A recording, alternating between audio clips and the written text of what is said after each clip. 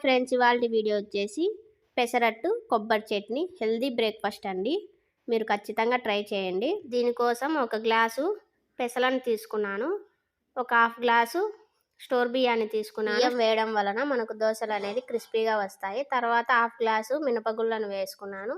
వీటన్నింటిని 2-3 సార్లు బాగా వాష్ చేసుకొని పప్పు మొత్తం మునిగేంత వరకు వాటర్ పోసుకొని నైట్ అంతా నానబెట్టుకోవాలి. ఒక 6 to 7 అవర్స్ నానితే సరిపోతుందండి.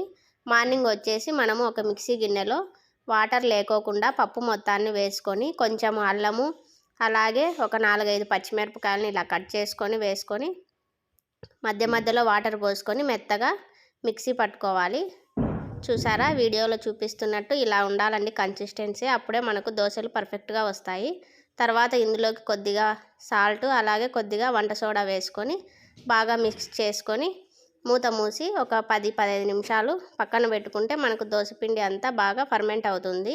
తర్వాత కొబ్బరి చట్నీకి వచ్చేసి మనము ఒక 4-5 వెల్లుల్లి రెబ్బలు, అలాగే 7-8 పచ్చిమిరపకాయలు, అలాగే కొంచెము పచ్చి కొబ్బరి ముక్కలు కూడా వేసుకొని తర్వాత వచ్చేసి ఒక 2 స్పూన్లు తెల్లపప్పులు, అలాగే 1 స్పూన్ సాల్ట్ వేసుకోవాలి. తర్వాత వాటర్ యాడ్ చేసుకుంటూ మనము మెత్తగా మిక్సీ పట్టుకోవాలి. అంతే అండి, మనకు కొబ్బరి చట్నీ అనేది రెడీ అయిపోయింది. మీరు కావాలంటే పోపు పెట్టుకోవచ్చు. తర్వాత స్టవ్ ఆన్ చేసుకొని పెన్నం వేడైన తర్వాత ఒక గరిటె పిండిని వేసుకొని పెన్నం పైన ఈవెన్గా స్ప్రెడ్ చేసుకోవాలి. తర్వాత 1 స్పూన్ ఆయిల్ వేసుకోవాలి. తర్వాత సన్నగా కట్ చేసుకున్నటువంటి ఆనియన్స్, అలాగే సన్నగా కట్ చేసుకున్నటువంటి పచ్చిమిర్చిని వేసుకోవాలి. దోశ ఎర్రగా కాలిన తర్వాత మనము దోశని రెండో వైపుకి ఫ్లిప్ చేసుకుందాము.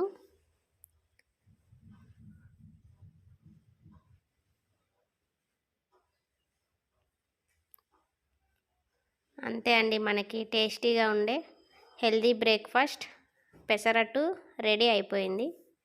మీరు ఖచ్చితంగా ట్రై చేసి నాకు ఎలా ఉందో కామెంట్ చేయండి. ఇక్కడ మా పిల్లలు టేస్ట్ ఎలా ఉందో చెప్తున్నారు, చూడండి.